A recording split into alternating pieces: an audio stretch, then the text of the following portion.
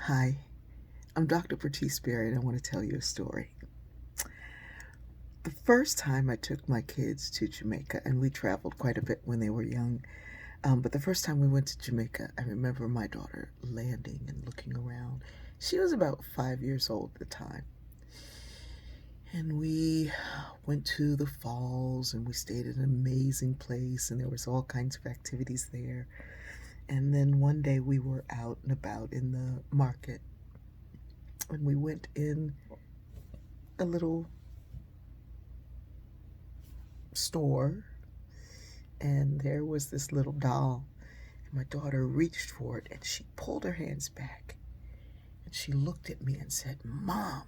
I said, "What is it, baby?" She said, "Now I know why I can't have everything I want. So we can go to places like this." The joy that leapt into my heart that she was at 5 years old fully comprehending deferred gratification, putting off what you want to work on what you need, what you truly need. And if you put off what you want right now, you'll get what you really want later. But what she was doing was thinking critically. That was really impressive for a 5 year old to be able to think critically.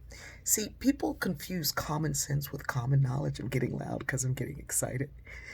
They confuse common sense with common knowledge. Common knowledge is everybody should know that. Common sense is using your physical senses to draw a conclusion about what you see. So an animal looks and sees fire, it just runs. I look in my neighbor's yard and I see fire and I go, Bob's burning his trash. Because I can use the information that is there from the past and extrapolate about what's going on now based on that. Critical thinking is doing the negation of the negation of the negation of the negation until you can get to the best of all possible worlds. It's taking this bit of information, applying it to that one, applying it to the next one, applying it to the next one. I love thinking critically with smart, critical thinkers, with people who don't think that you have some kind of motive or what have you. People who are trying to understand that we're all on the same team trying to get to the same goals. Critical thinking is critical. And it's even more critical to have diversity of thought, diversity of ideas, and diversity of experiences to get to those best conclusions, because you can draw from all of these things. I'm sad to say that most people just are not thinking critically. We're drawing the wrong conclusions because we started with the wrong theory. And everything that comes from that theory is not accurate. We're drawing the wrong conclusions because we're just looking and going, fire, run. We're drawing the wrong conclusions because we are creating sides based on the slightest of in-groupness. And it's time we think critically. When we reject science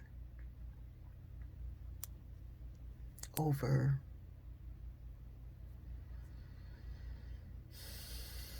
how do I say it?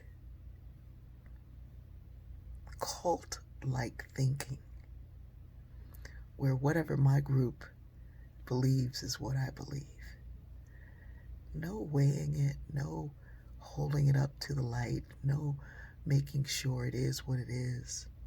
Just jumping on a side. And it's not right. It's not right if you're Democrat or Republican or black or white, or if you have a PhD or don't have a. What if you just jump on someone's side because they have something in common with you? What are you going to do when there's a different form of similarity to measure things by?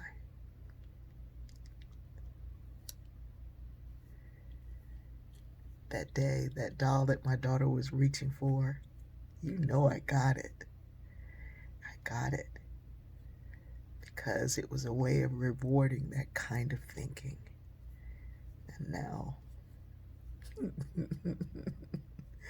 I love it because she comes up with conclusions and ideas and information that makes me better.